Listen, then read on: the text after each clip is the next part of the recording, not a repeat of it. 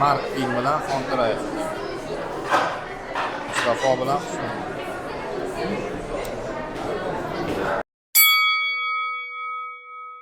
Aziz tomoshabinlar, sizga eslatib o'tamiz. Hozir Toshkent shahar birinchiligi MMA bo'yicha, ya'ni aralash jang. Jang federatsiyasi tomonidan Toshkent shahar birinchiligida o'tkazilayotgan 14-15 yoshlar o'rtasidagi janglarning final uchrashuvi. Xontirayev team hamda Mark team vakillari to'p va qizil burchakda harakat qilishadi. Qizil burchakda Alimbayev Mustafa va to'p burchakda Sadriddinov Husniddin harakat qiladi.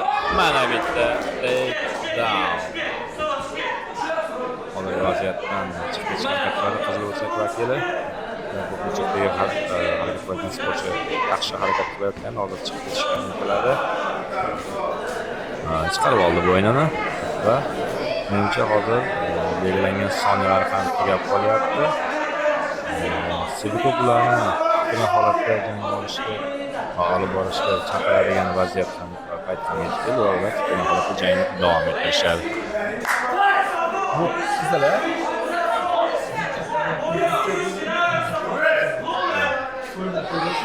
O'sha ko'pi bunisi hujumga o'tdi va kutilmaganda to'p burchak vakili boshini ekkan vaziyatda burchakdagi sportchi uning bosh qismiga zarbalar qo'ydi va bu tasodifli topildi. Albatta,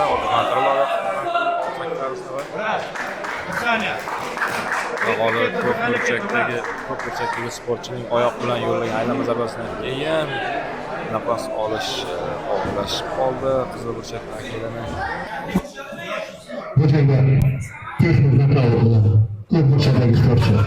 Abdulbosif 25 vakili bor. Hozirgina ham aksiyonga kirib keldi. Bu Boy Muhammedov Qurdas. ABP Grants savdo belgisi bor. Va jang ham boshlanib ketdi. Darhol qo'lda harakatlar qilib mana bu vaziyatda hozir ajoyib ekanmi? Darhol yana ko'tarildi oyoqqa. Yana harakat qildi. Navbatdagi harakat qanday yakunlanar ekan?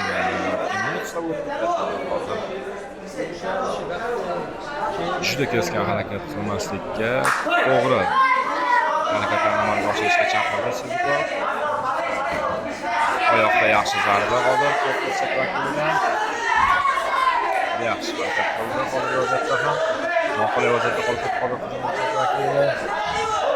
Qurdas yana pastda. Abduvohid Abdulbosif nisbatan ancha faol harakat qilyapti. Raqibining va yotgan holatiga zarba yo'llashi mumkin emas.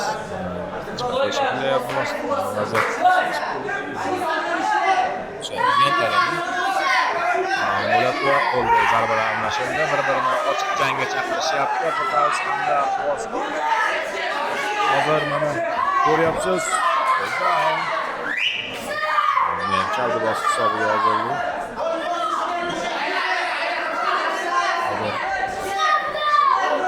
Qulay vaziyatda qolib ketdi Qurdas. Va hozir bo'g'uvchi usulni amalga oshiryapti. Hammasi joyida deya ko'rsatdi referiga Abdulbosif. Qurdas harakat qilyapti, harakatni davom ettiryapti. Va hozir parterda bunchalik tez bunday janglar ko'rmaganda ko'rsatishimiz kerak. Juda ham tez harakat qilishdi, hatto biz homiylarimizni eslatib o'tishga ulgurmadi.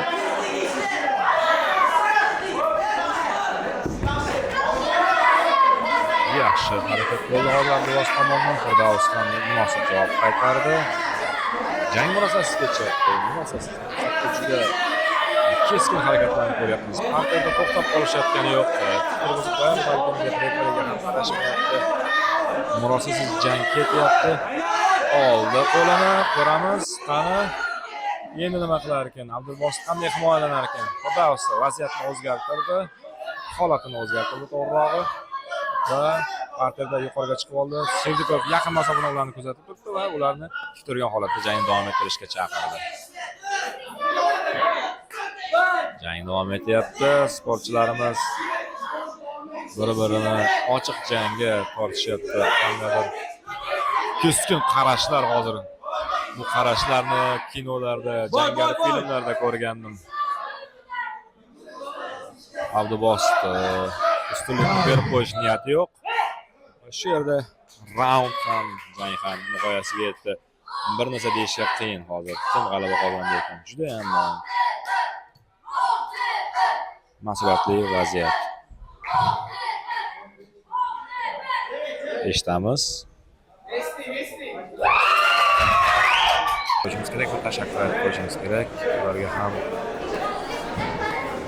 Buff Sportswear sport kiyimlari eng yaxshi sifatli sport kiyimlarini Martin va 8 kilogramda nazorat to'qnash kelishadi. Jang boshlandi. Qizilburchak vakili oldinga intilyapti. Oktagon atrofida aylanib harakat qilyapti. Vakili hozir ko'tardi. Ajoyib tarzda qo'ndirib qo'ydi raqibini. Yaxshi amalga oshirildi. O'tamiz. Ko'kburchakda Shavkatov Aziz Oqtepatin vakili. Qizilburchakda esa Akrombek Anvarbek Martin vakili harakat qiladi. Bo'yinni ushlab olgan hozir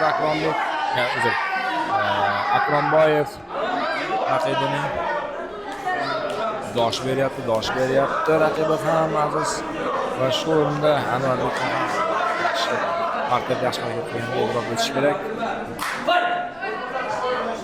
Va titragan holatda yana jang davom ettiriladi. Yaxshi allamchi harakatlar.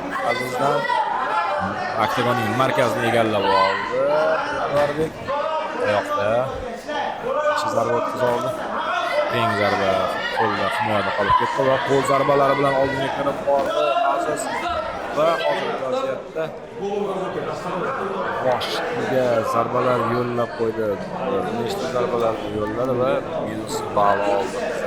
Vakili Akromboyev shlemsiz harakat qilishi, o'sha bosh himoya shlemsiz harakat qilishi hisoblansa, ajoyib takedown hozir Ko'kburchak vakilidan ko'rdik. Shavkat Azizbek Anvarbekni ko'tarib aqlonga juda tezkor tarzda qo'ndirdi.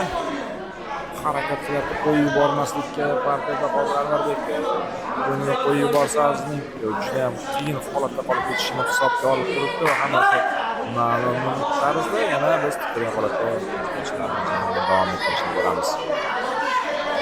Markazni yana egallab oldi.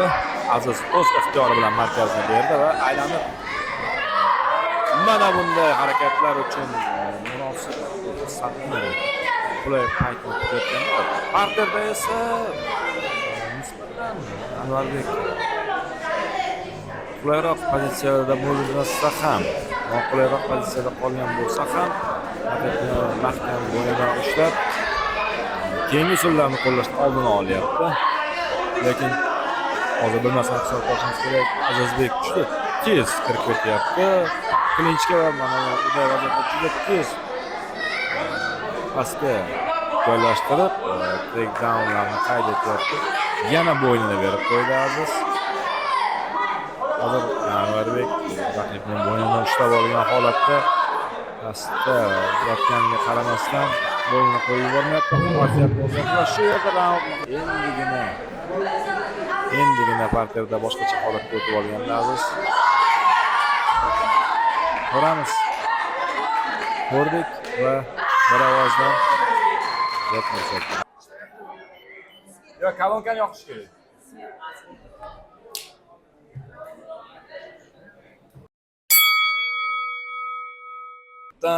Chunki men bilaman bu yigitlarning oldingi janglarini ko'rganman erkaklar jangida. Hozir ko'ramiz.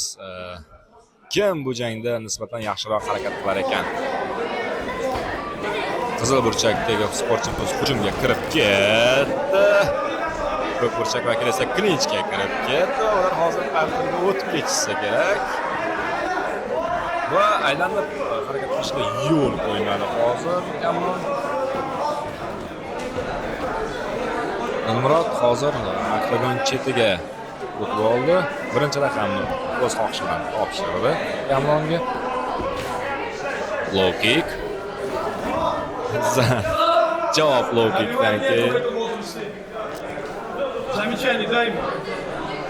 ogohlantirish berilyapti, ya'ni yotgan sportchini zarbalar qurshovida qoldirish bu yosh toifasida mumkin emas. Ularning yoshligini inobatga olish kerak. Ularni kelajakdagi jiddiy musobaqalarga sog'lom tarzda borishni ham kim xohlamaydi deysiz? Yaxshi harakat qildi hozir Qizil Burchak vakili. Qo'lda hozir navbat ketma-ket zarbalar bor. Hozir jangni to'xtatish kerak.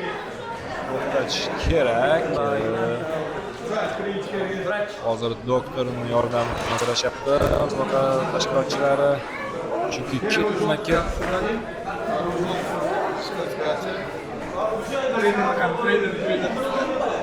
ajoyib. Hozir ko'rishingiz mumkin. Vaziyatni siz ham guvohi bo'lishingiz mumkin. Davom ettirmaslikni ma'qul ko'rishdi. Texnik nokaut bilan dam olib, nafas rostlaydigan yigitlarni emas, murosasiz tarzda demak, jang boshlandi. Ajoyib tarzda bir xil zarba bilan boshlashni aytib bo'ladi Surxon qilib. Mana birinchi takedown dastlabki soniyalarda yengilgina amalga oshirildi, chunki raqib ham yaxshi tarzda hozir yiqilmasdan oldin havodayoq raqibning bo'yini egalladi va hozir parter holatga o'tgandan keyin beliga o'tib ketdi. Holat o'zgaryapti. Ko'ramiz, hozir aqlliroq harakat qilar ekan. Referimiz ularni fikriy holatda jangni davom ettirishga chaqirdi. Ko'k burchak aybning vakili Xudoyberganov, Dilmurod hamda Qizil burchakda Isakov Kamron Bukajin vakilini jangidan keyin mana bu kelasining jangi umuman farq qilyapti. Chunki o'sha aytgandek ba'zi, masalan, Boboyorov Timorbekda ham kurash elementlariga asoslangan ba'zi bor aybchi va Saburov Shohroz Xonto'rayev timida ham kurash elementlariga asoslangan ba'zini ko'rib turibmiz. Jangda ham bu o'z aksini topyapti. Yana turgan holatda jang davom ettiriladi. Low-kick va keyingi zarbalar ham o'tdi va endi Qizil Burchak vakili takedown qayd etdi. Bo'ynini ushlab oldi darhol. Raqib ham bo'yni chiqarishga ulgurmadi, lekin har holda o'zi ortiqcha so'ni ham olib ketmadi. Va hozir Qizil Burchak vakili yana hujumga o'tib ketyapti. Ustunlikni qo'lga olish uchun yana bitta takedown. Bunisi biroz og'riqli bo'lgan ko'rinadi. Bo'g'izlarni olqishlab qo'yishdi va hozir Qizil Burchakka qarab astagina, sekingina ustunlik og'ib boryapti. Ko'ramiz hozir Timorbek qanday chora ko'rar ekan. Shohroz ham aqlli tarzda harakat qilyapti. Soniyaning 100dan 1 urinishda hozir jang taqdislari sportchini ustunlikka erishyapti deb aytayotganim yo'q. O'sha vaziyatlardan kelib chiqib sharhlaymiz. Hozirgi vaziyatni masalan Qizil Burchak vakili esa hozir bu yoshdagi farqi oldingilarga nisbatan har bir raund 4 daqiqadan davom etadi. Yana bir tarz ikkita oyog'ini ham havoga ko'tarib oldi Qizil Burchak vakili Shohruz. Demak, hozir ko'ramiz jang qanday yakunlanar ekan. Yana hujumga o'tib ketdi. Saburov Shohruz darhol parterga olib o'tib ketdi-yu, ammo bo'ynini qaytarib olishga urinmadi. Va raund ham o'z nihoyasiga yetganmi yoki boshqami? Yo'q, boshqa degan variant ko'rib chiqilmadi. Demak, sportchilarimiz oktagonda o'z o'rnida, referimiz Dmitriy Sedikov o'z o'rnida o'z ishini bajarmoqda. Chunki bizni oldinda yana murosasiz janglar kutib va raund va jang boshlandi. Darhol Ko'k Burchak markaziga kelib oldi. Qizil Burchak hujumga qarshi tarzda himoyalarni o'tirmasdan darhol hujumga o'tib ketdi. Parterda mana bunday keskin harakatlar, holatlar bo'ldi. Hozir ko'ramiz. Mana ko'ryapsiz. Shunchaki pastda yotib himoyalanishdan ko'proq yarayman deydi. Qizil Burchak vakili va qo'lini olishga harakat qilyapti sportchimiz. Biz o'rtamiz kontrakt hamda oqsoqlik vakillari hozir o'zaro ishlashmoqda. Shu o'rinda og'rituvchi usul bilan niyatlari bir-biriga juda yaqin. Nisbatan bo'yi balandroq ko'pburchak vakili Sotiboldiyevning, ammo hozir bir-biriga qarashlariga e'tibor bering. Ko'kburchak va qizilburchak vakillari MMA bo'yicha respublika bosqichi finalchilari hisoblanishadi va ular Toshkent shahar birinchiligida ham o'zaro to'qnashib kelishdi mana. Xo'sh, markazni kim egallaydi? Oyoq zarbasi unga qarshi tarzda hozir qizilburchak vakili ham oyog'ini egallab oldi. Harakat kimning hisobiga yoziladi bilmadim, lekin juda ham keskin va chiroyli bo'ldi. 14-15 yoshli ikki sportchilar 57 kg vazn toifasida bahs olib borishyapti.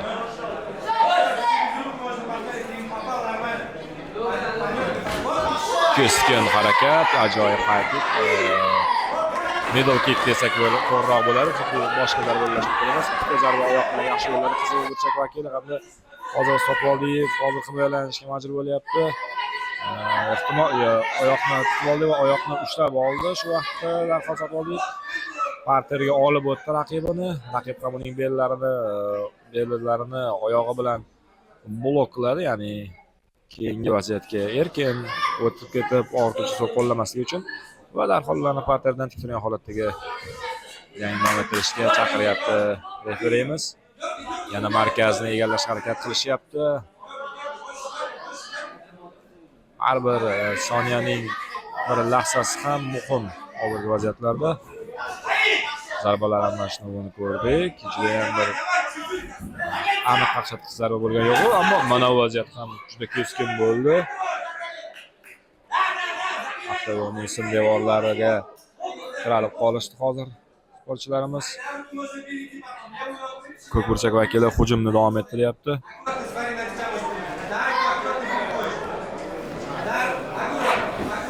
Ko'ramiz vaziyat qanday yakunlanar ekan. Bo'yini ushlab oldi hozir Ko'kburchak vakili Sotiboldiyev. Shu vaqtgacha Ixtiyorov Shohjahon yaxshi harakat qilayotgan. Nahotki hozir vaziyatda oldi bo'yini ola olmasa, nahotki qaytara olmasa. Menimcha ichida oldi va ular titirgan holatda jangni davom ettirishadi. Jang yakunlanadi deb o'yladik. Bo'lgan yo'q. Oyoq zarbalari bir vaqtda ijro etildi. Zarbasi oyoqni ushlab oldi. Chalish usuli o'xshamadi. Yana qo'ldagi zarbalar almashinuvi. Va sizga mana